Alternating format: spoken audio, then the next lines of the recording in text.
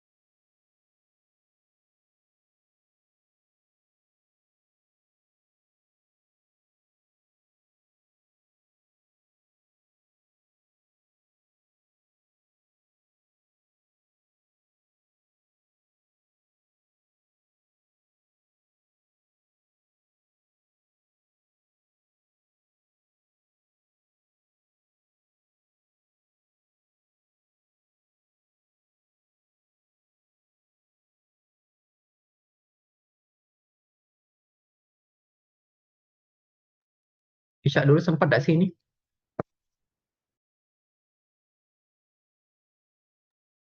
Kenapa? Sholat Isya dulu gak sih? Tadi sih udah mau masuk bilangnya. Saya lagi siap-siap masuk Zoom. Oh, Allah.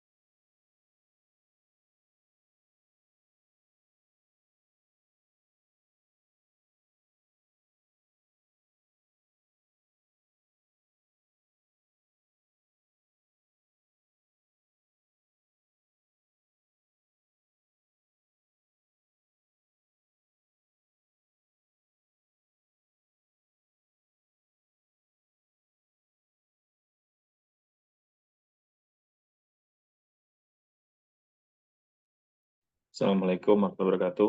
Suara saya kedengeran ya? Waalaikumsalam dokter. Terdengar dokter? Salam dong. Dengar Oke, dong. ya, terima kasih. Terima kasih. Mbak Linda, nanti tolong tes layarnya di 3 slide yang berbeda ya. Baik dokter. Oke. Hari ini tentang eh, ILD dulu ya. Em, Dasar diagnosis ILD, kita bicara bahwa ini kasusnya, kasus yang kita bicarakan adalah kasus eh, unik menurut saya ya, karena kita harus bisa membedakan apakah ini ILD atau bekas penyakit sesuatu yang kadang-kadang nggak bisa kita bedain hanya dari anamnesis, pemeriksaan fisik, dan penunjang. Kita udah curiga ini fibrosis, jangan-jangan ini IPF, ternyata bekas TB. Ini jangan-jangan adalah satu discomative interstitial pneumonia karena merokok, ternyata adalah penyakit paru obstruktif kronik, misalnya gitu ya. Jadi gambarnya bisa mirip-mirip, sehingga kita penting untuk melakukan anamnesis dan tata laksana, sorry, anamnesis dan pemeriksaan fisik yang sesuai, walaupun akhirnya menurut guru saya dulu, Dokter Dianiati, bilang bahwa penyakit paru interstisial tuh lu cari dulu penyebab-penyebab lain yang mungkin setelah itu bisa disingkirkan, maka penyakit paru interstisial inilah menjadi diagnosis akhir. Karena ternyata eh, banyak sekali kasus-kasus di Indonesia itu yang susah kita bedakan karena epidemiologi penyakit lainnya justru yang lebih tinggi daripada kasus ILD-nya.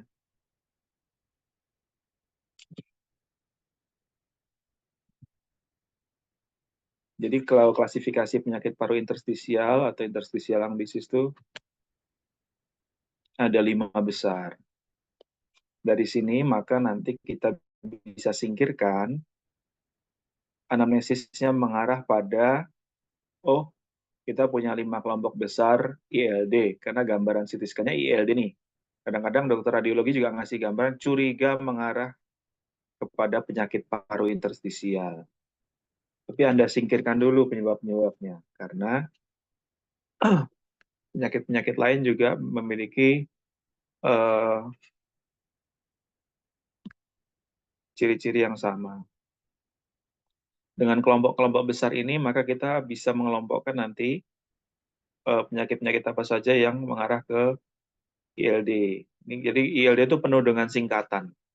Ini yang dulu bikin saya kesel belajar ILD, karena ngapalin namanya aja susah, tambah ngapalin singkatan namanya lagi. Ya, jadi IIP itu idiopathic interstitial pneumonia. Lu nggak bisa bilang ini penyebabnya apa, karena dia idiopathic interstitial pneumonia. Ya.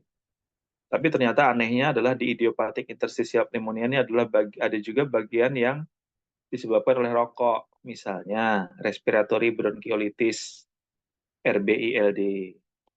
Atau yang kedua adalah desquamative interstitial pneumonia. Yang ketiga adalah cryptogenic organizing pneumonia. Ini tiga-tiganya katanya terkait dengan rokok. Walaupun kalau di runut patofisiologinya ternyata idiopatik. Rokoknya kenapa bikin interstitial pneumonia jenis ini, itu yang masih idiopatik.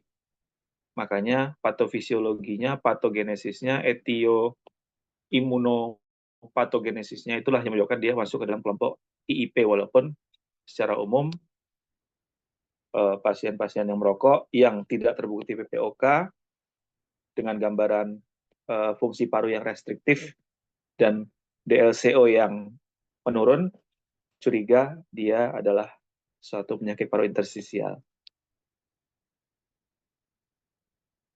Kemudian yang berikutnya adalah yang paling ngetop, yang kedua di ILD itu adalah penyakit paru autoimun. Ini ada 2 jenis kelompok. Yang pertama adalah CTD ILD atau Connective Tissue Disease ILD. Ada yang kedua adalah interstitial pneumonia with autoimmune features, yang ini. Jadi ini ada 2 kelompok nih dalam autoimun ILD. Jadi dia interstitial pneumonianya dengan autoimunnya berdiri masing-masing. Sedangkan kalau yang CTD ILD itu memang ILD-nya disebabkan oleh karena penyakit autoimun. Contohnya adalah grup yang kanan yang panjang ini, dari rheumatoid arthritis sampai systemic sclerosis. Jadi orang-orang nanti kalau misalnya kalian dapat konsul di poli atau dimanapun dari bagian penyakit dalam, ini pasiennya dengan SLE, terus kami konsul karena pasien mengeluh sesak. Maka satu hal yang harus ada di pikiran kalian adalah ini jangan-jangan ILD pasien, gitu ya. Yang kedua adalah pasien ini jangan-jangan infeksi oportunistik akibat terapi imunosupresan dari autoimunnya. Ya, jadi 2 hal itulah yang harus Anda perhatikan. Jadi ada juga yang disebabkan karena drug induced ILD yang menyebabkan gangguan di paru. Yang berikutnya yang ngetop juga adalah hypersensitive pneumonitis yang bagian dari penyakit paru akibat kerja kemarin. Ya, di sini gambarannya disebut kenapa dia masuk dalam ILD karena karena gambaran dominan lesinya ada di interstisial dan parenkim paru. Sehingga kemarin kita tahu ada 2 jenis, ada yang fibrotik, ada yang non-fibrotik. Yang fibrotik yang nanti kita bisa curiga jangan-jangan ini mirip dengan IPF, jangan-jangan mirip dengan rheumatoid arthritis, gitu ya. Jangan-jangan mirip dengan desquamative interstitial pneumonia. Kalau yang non-fibrotik, ya itu gambarannya yang kemarin yang crazy paving pattern. Itu yang gambarannya kalau kita ekspirasi dan inspirasi ada gambar yang hitam dan putih kemarin. Yang berikutnya adalah sarkoidosis, ini penyakit sistemik yang menyerang ke ginjal, menyerang ke paru, menyerang ke kulit, menyerang ke lapisan mukosa ya. Yang berikutnya adalah ILD karena sebab lain.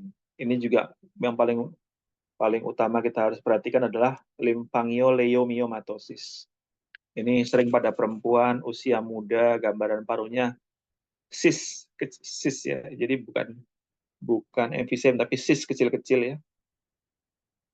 Dindingnya tipis seperti emfisem tapi buletannya kecil-kecil seperti ektasis tapi dindingnya tipis. Itu menyebabkan pneumotorak berulang. Klinisnya mirip seperti pneumotorak katamenial. Ya. Yang berikutnya adalah langganan sel histiocytosis.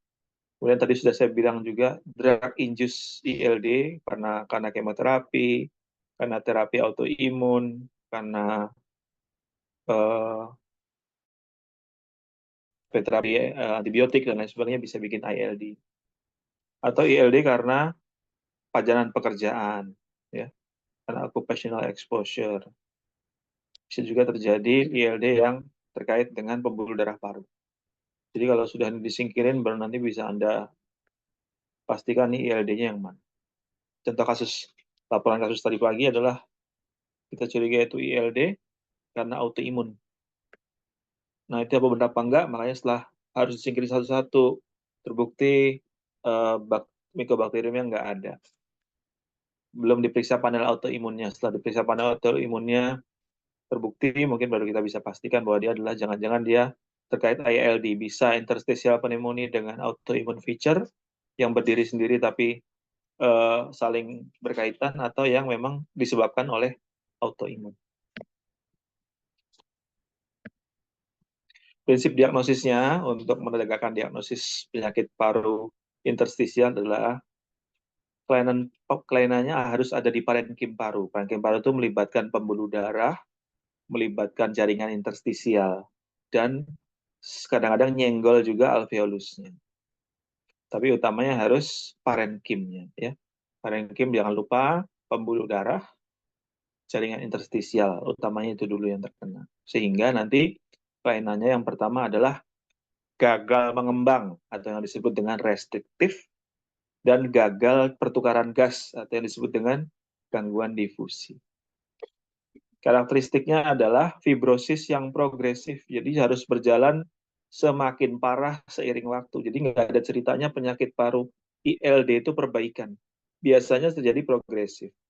Yang menjadi masalah adalah kalau sudah terjadi eksaserbasi, baik eksaserbasi ILD-nya maupun eksaserbasi penyebabnya, misalnya pada kasus SLE eksaserbasi atau Sjögren syndrome eksaserbasi, itu decline fungsi parunya langsung tajam ke bawah gitu ya. Jadi akan terjadi perburukan secara klinis yang menyebabkan kerusakan sistemik yang jauh lebih berat dibandingkan dengan kondisi yang kita jaga adalah bukan mengembalikan fungsinya, bukan mengembalikan kerusakan organnya ke awal lagi atau perbaikan targetnya, tapi mencegah nih jangan sampai eksaserbasi. Kalau udah eksaserbasi maka declining-nya langsung masuk jurang gitu. Kalau beda dengan PPOK yang masih landai.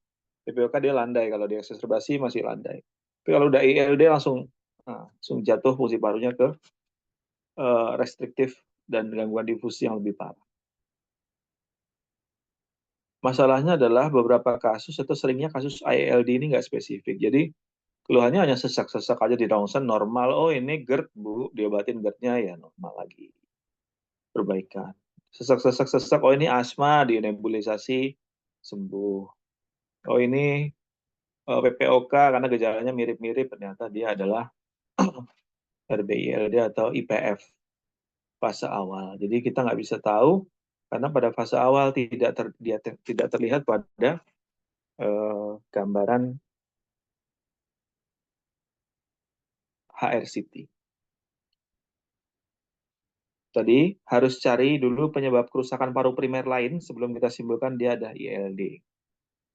TB bukan, PPOK bukan, infeksi jamur atau bukan, kanker atau bukan. Kalau bukan, semuanya ada digeser-geser, HRCT-nya sesuai dengan ILD, maka kita tinggal cari ini jenis ILD yang mana. Sesuai dengan gambar penyebab, maka ada yang disebabkan dominan karena inflamasi, disebut dengan inflamatory interstisial. Ada yang dominan karena kerusakan matriks ekstraseluler. Matriks ekstraseluler terdiri atas elastin, jaringan granulat, sama jaringan fibrin. Jadi kalau matriks ekstraselulernya terusak, maka gambarannya akan seperti fibrosis. Jadi dia berganti jaringan menjadi jaringan ikat karena dominan fibroblast. Kemarin kita ngomongin ini waktu di TP-nya Dr. Heti. Kemudian kalau yang inflamasi seperti gambar yang sebelah kiri ini, terlihat jelas bahwa ini adalah ini jenisnya cryptogenic organizing pneumonia. Jadi dia numpuk gitu ya. Parenkim parunya numpuk jadi satu, kesannya seperti atelektasis, padahal itu dia tuh membeku, kaku, seperti gambaran kanker yang sering orang salah. Padahal dia adalah interstitial lung disease. Bisa jadi yang mix. Maka kalau sudah ada gabungan antara ketiga ini dan kita nggak bisa milih, saya maunya yang ini aja lah, saya nggak bisa. Jadi kita tidak bisa mengatur reaksi inflamasi apa yang muncul karena reaksi inflamasi jangka panjang yang merusak kelenjar jaringan epitel, maka akan menyebabkan kerusakan matriks ekstrasel. Kalau sudah matriks ekstraselnya rusak, maka pergantian jaringannya pasti menjadi jaringan ikat. Disebut dengan fibrotic change disease. Contoh yang sering menjadi fibrotic interstitial lung disease adalah kemarin yang kasus jurnal yang dipresentasikan di hari Sabtu, yang namanya progressive fibrosing ILD, ya, dari yang biasa-biasa aja tiba-tiba jadi sering kumat, maka jadi rusak jaringan elastinnya, ya, jaringan apa satu lagi namanya elastin sama lupa ya, apa itu namanya jaringan penyusun matriks ekstraseluler,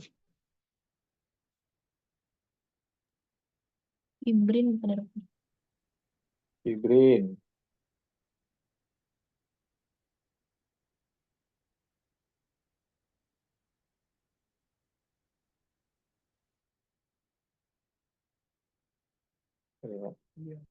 Biar nggak penasaran.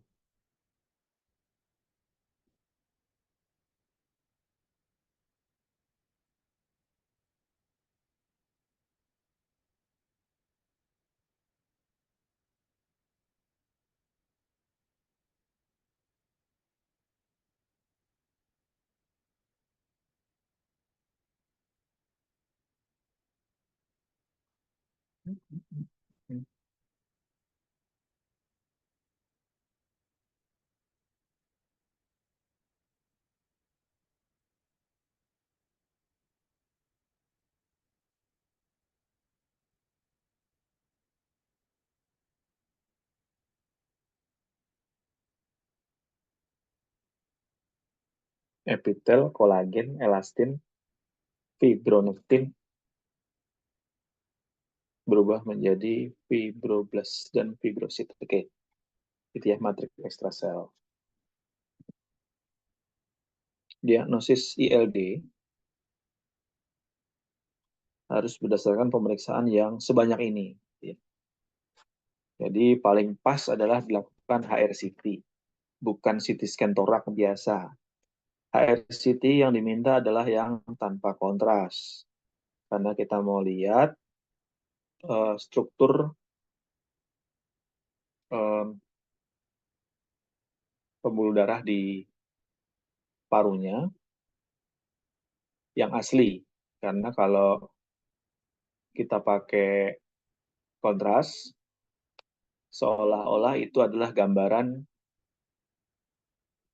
ground glass opacity nantinya.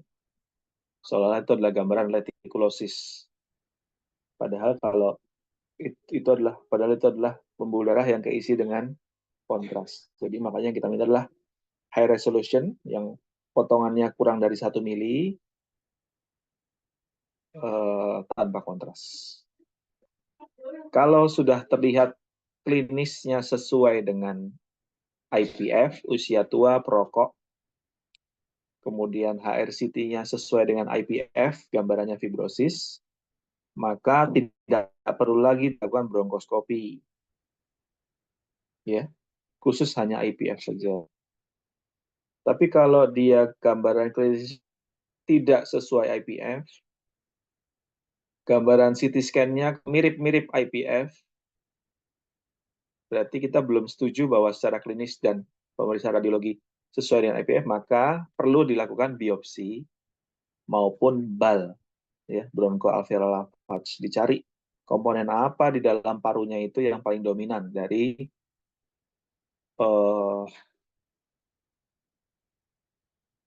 sel imunnya. Apakah dominan limfosit, dominan makrofag, dominan neutrofil, dan lain sebagainya. Sehingga nanti kita tahu bahwa oh ini memang gambarnya sesuai dengan yang mana. Nanti ada tabel-tabelnya ya. Atau di biopsi paru, setelah di biopsi paru dilihat dengan PA, maka nanti bisa didiagnosis bahwa ini adalah suatu ILD jenis yang mana. Kalau yang sudah sesuai dengan IPF, maka tidak perlu lagi dilakukan biopsi bronkoskopi dan tidak perlu lagi ada multidisciplinary team discussion. Ini kan alurnya. Jadi setelah Anda lakukan pemeriksaan, maka baiknya adalah di multidisciplinary discussion. Kasus ini tidak berlaku pada kasus yang terbaru, tidak berlaku pada kasus IPF. IPF bisa didiagnosis dari klinis dan CT scan yang sesuai. Dan yang paling harus kita perhatikan adalah apakah ada progresif dari penyakit dipantau dari CT scan dan faal paru. Karena definisi dari progresif fibrosing ILD adalah penurunan fungsi paru dan perburukan gambaran HRCT disertai perburukan klinis dari pasien. Itu yang harus kita perhatikan. Kalau ada, iya udah diobatin pakai nintedanib, pakai pirfenidon, masih tambah jelek kondisinya, jangan-jangan adalah jenis yang progresif fibrosing, ini mortality-nya tinggi.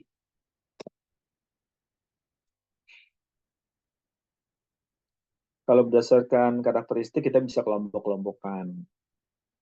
Yang dewasa muda, yang paling sering adalah sarkoidosis, pulmonary Langerhans sel histiocytosis, yang gambarannya gede-gede, selnya ada sel Langerhans-nya.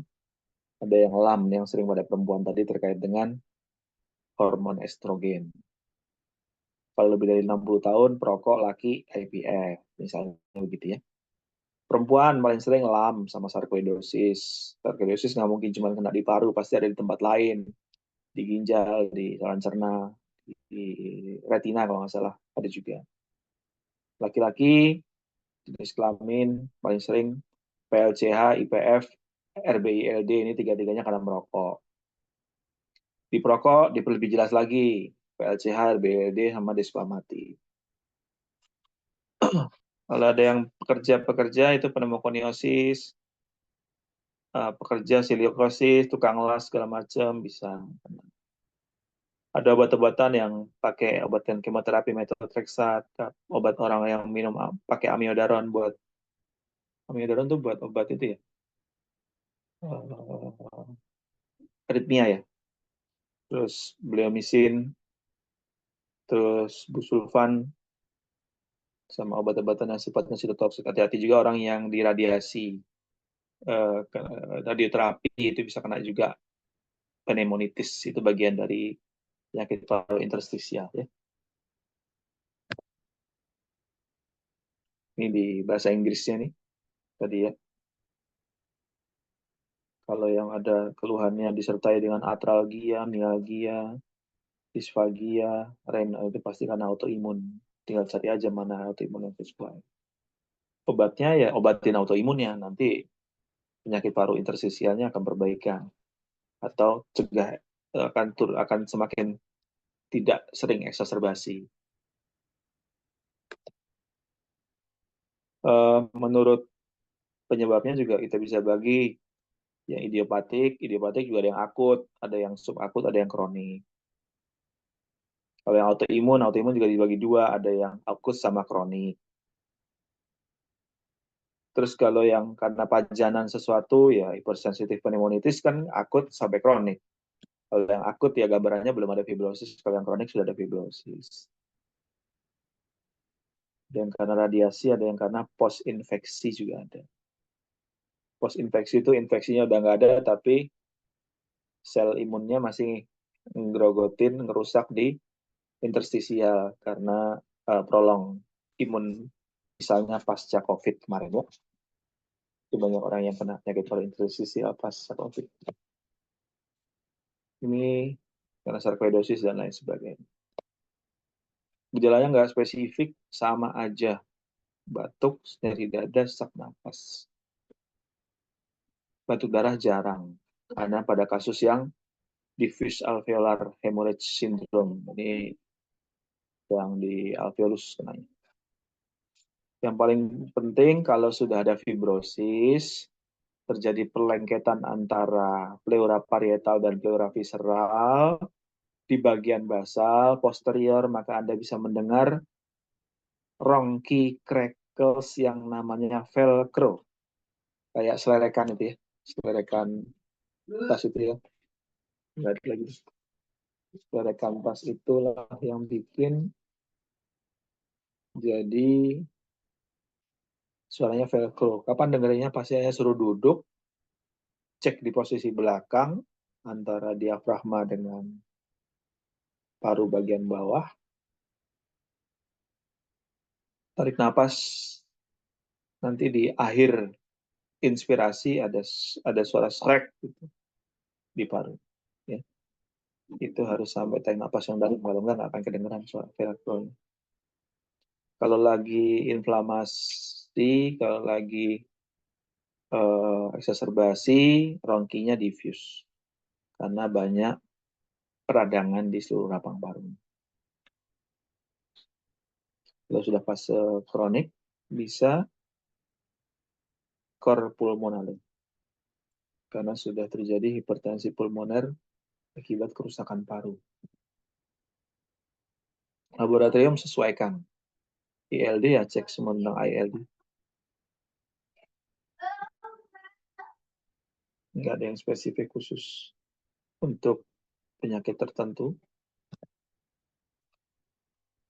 Fungsi parunya paling sering adalah restriktif. Orang ngerokok, parunya gambarannya emfisematus. Tapi kok spirometrinya restriksi, bukan obstruksi. Sesek terus, nggak sembuh-sembuh. Dikasih obat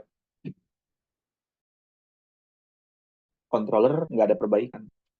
Kalau punya DLCO dikonfirmasi, jangan-jangan ini bukan PPOK, jangan-jangan ini adalah suatu penyakit paru interstisial.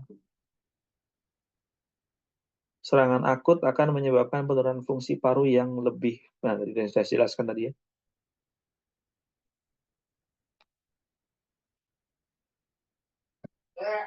Ini adalah gambaran menunjukkan ILD. Kalau dari awal di alat DLCO itu bisa melakukan spirometri, jadi kelihatan hasilnya sekalian. Kok ternyata nilai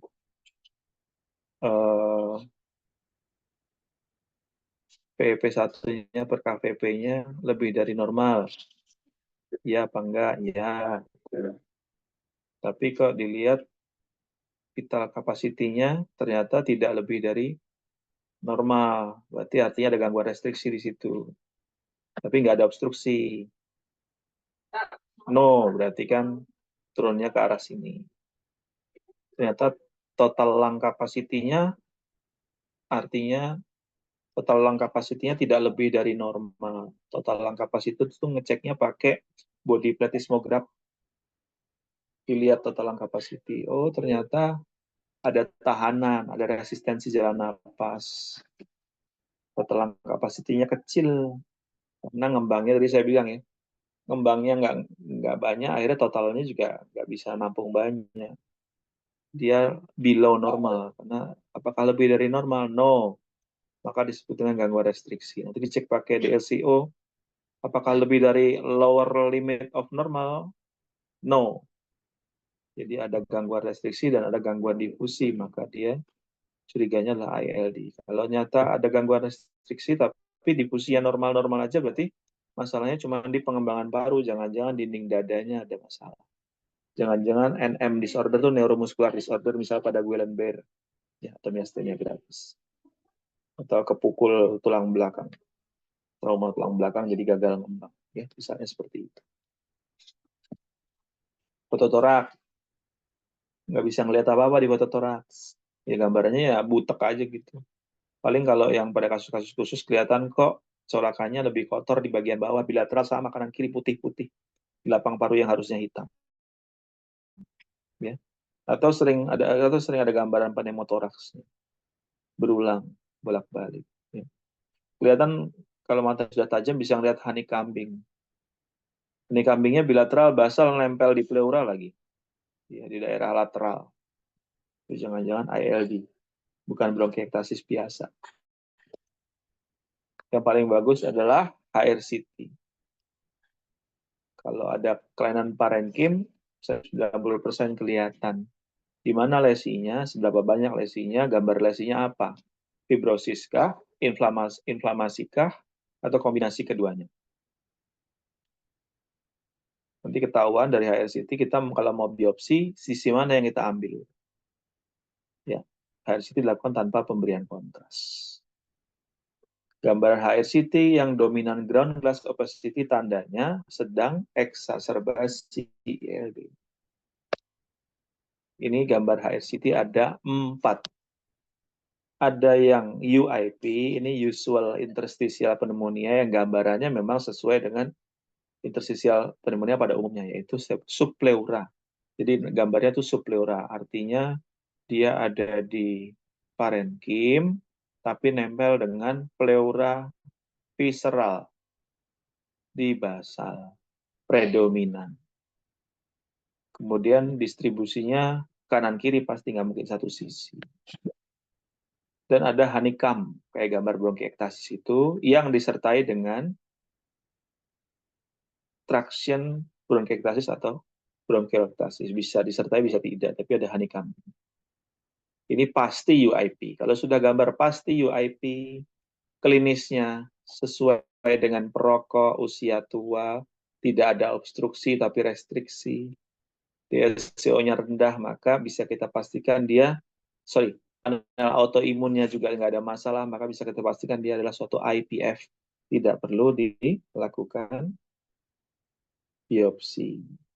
Tidak perlu dilakukan multiple discussion. Kecuali gambaran UIP, maka yang lain, probable UIP, indeterminate UIP, atau alternative diagnosis, harus dilakukan biopsi. Gambarnya seperti apa ini yang disebut dengan honeycombing, adalah yang gambarnya bintang-bintang. Ini honeycombing. Ya. Disebut dengan subpleura. Jadi dia nempel pasti antara pleura visceral dengan parietalnya lengket. Disebut dengan subpleura. Yang dominan ada di posterior nih kawan-kawan. Ini posterior ya. Yang ini anterior. Ada 2. Ini bintang-bintang ini honeycombing. With or without traction bronkiektasis. Bisa ada traction, bisa tidak ada traction. Ini hanya honeycombing aja, nggak ada traction. Yang traction yang mana? Yang bawah ini. Penarikan. Jadi narik, kelihatan. Harusnya honeycombing kan bulat-bulat begini. Jadi ini agak pipih gambarannya. Contohnya kayak gini nih. Narik nih dia. Jadi nggak bulat dia, agak gepeng. Itu namanya traction. Ini yang di tanda plus ini juga traction. Tapi ketutupan ya. Traction bronkiektasis. Terus yang disebut dengan ground glass opacity yang mana nih? Yang gambar-gambar kayak sarang laba-laba putih ini lagi inflamasi, lagi fase akut nih. Namanya ground glass opacity. Kalau ada ground glass opacity sudah kita nggak bisa bilang dia adalah UIP. Dia bukan kriteria yang pertama ini ya. Dia bukan kriteria di sini. Nggak bisa bilang dia sebagai yang sangat amat kita yakini. Jadi kalau sudah ada ground glass opacity, maksudnya sudah probable atau di bawahnya. Ini kan yang paling tinggi yang UIP ya. Nomor 2 probable, ketiga indeterminate, terakhir baru alternatif.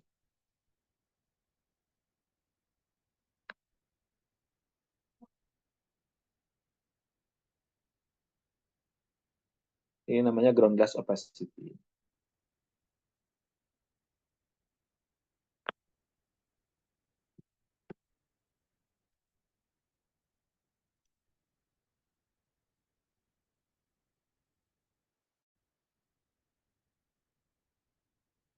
Terus ini namanya konsolidasi yang di butek tadi. Konsolidasi ini namanya adalah pada kasus cryptogenic organizing. Ini namanya organizing pneumonia. Organizing karena dia membentuk jadi satu numpuk gitu lobusnya. Ini harusnya kan segmennya ada beberapa segmen. Ini segmennya jadi satu numpuk jadi organize. Organize kan terorganisasi, mengorganisasi. Organizing pneumonia. Jadi butek begitu. Ini kelihatan ada jalur bronchus sign-nya. Ini namanya air bronchogram ya. Kalau ditanya namanya air bronchogram nih. Ini khas pada pneumonia. Tapi kalau sudah numpuk begini, ini jadinya jadi organizing pneumonia.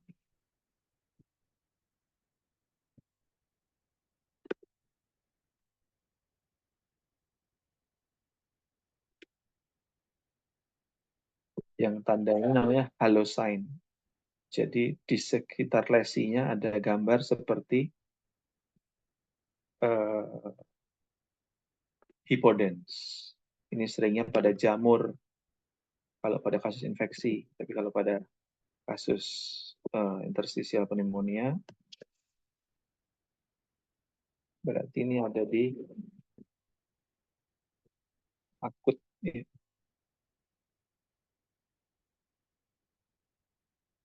Lanjut dulu ya, biar nggak pusing. Ini tahu dulu gambarnya. Bronkoskopi mau ngapain? Bronkoskopi ngambil spesimen, di biopsi, dicubit itu parenkim paru yang tadi. Ini nih diambil kan harus ini diambil nih dicubit. Yang ini kelihatan di mikroskop oleh dokter PA. Oh gambarannya fibrotik, banyak bronkiektasisnya. Maka bisa kita pastikan adalah suatu gambaran UIP. UIP itu tidak hanya dari HRCT tapi juga dari diagnosis patologi. Diagnosis patologi juga ada UIP-nya.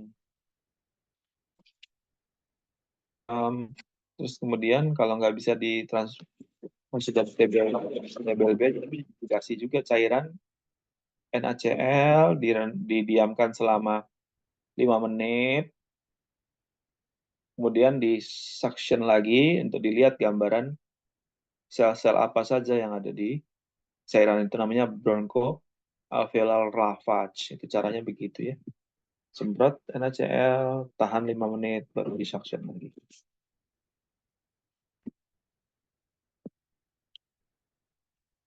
Terima kasih. Ada yang mau ditanyakan dari kasus anamnesis ILD?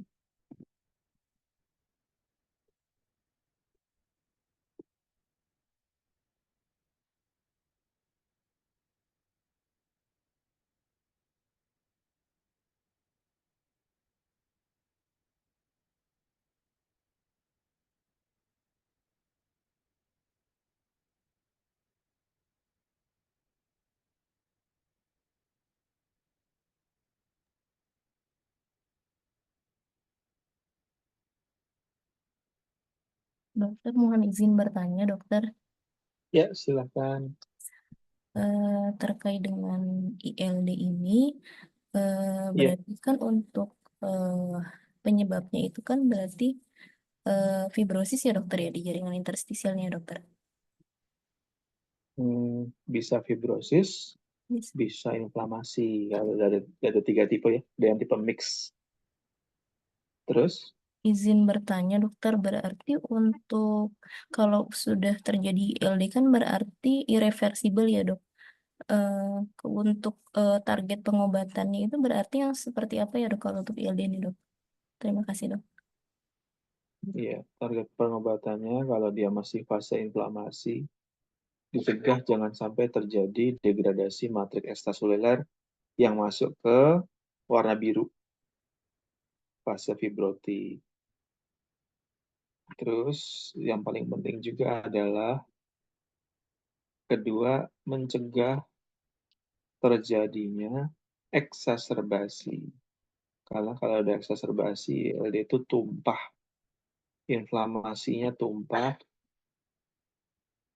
merusak ke semua parenkim, karena pasti terjadinya generalized.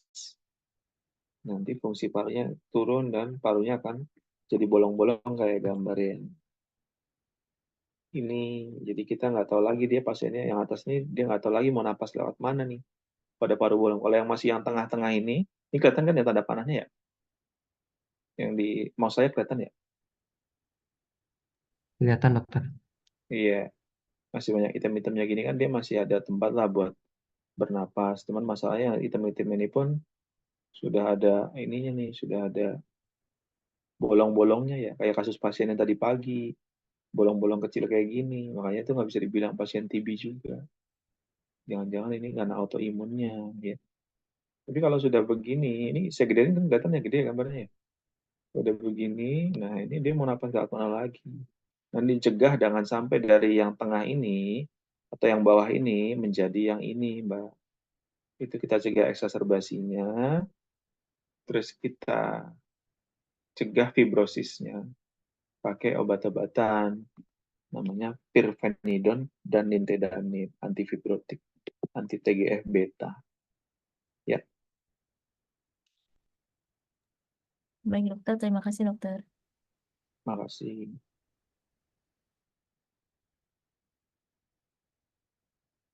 Ada lagi?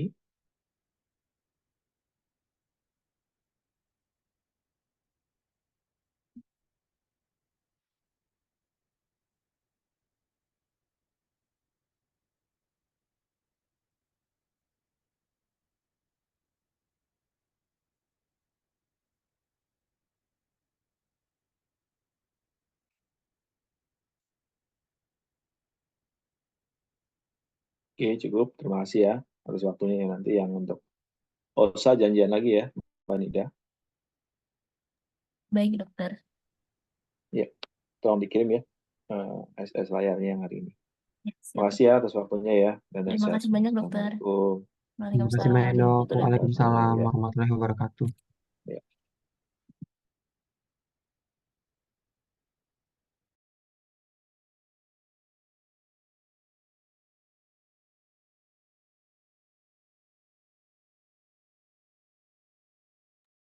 Cuma satu materi.